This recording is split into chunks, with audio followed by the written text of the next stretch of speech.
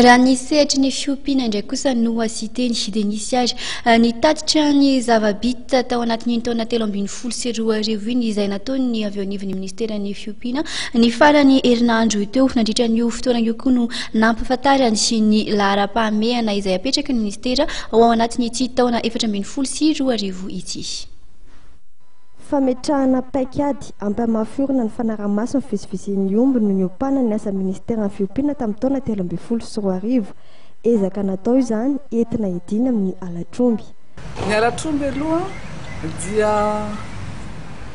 misy alatromby foana raha tsy tafapetraka sy tafiditra ao anatin'ny resaka ekonomika ny tompon'omby. Zay zany aloha zay azava fa nisy politique nationale mikasika ny omby napetraka irina ho tanteraka izy io amin'ity taona 2014 ity satria efa nikely ny firakevitsy ny gouvernemanta efa tamin'ny 2012. Raha ny alatromby dia ho zay hoe natafapetraka zavatra lehibe koa zay akoatran'ilay FIB dia ny fisin'ireo officier de police judiciaire mbola andalana pikarakarana ny fiofanana izy ireo zany amin'izao fotoana izao.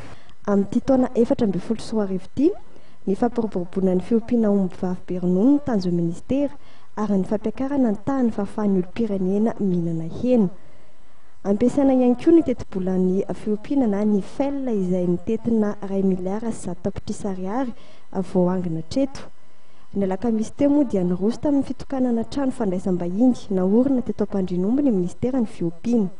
Rehefa misy ireo mpiara-miasa avy any amin'ny faritra tonga eto, ireo directeur régional zany na mpiara-miasa aminy ka tonga eto manao mission na manao atelier dia matetika tsy mahita toerana hipetrahana izy mendrika azy na izy mipetraka any amin'ny birao na mitady hotely any izy raha ohatra ka manam-bola fa tsy afaka izy zany nahita toerana sahaza azy.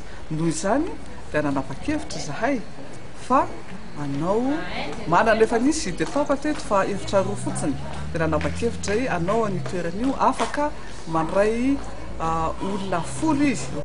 Mitetina 730 tapitrisa ariary izay vola madion'ny ministera nampiasaina tamin'ny fanamboarana ity trano fandraisam-bahiny ity ary naharitra 2 volana ny asa.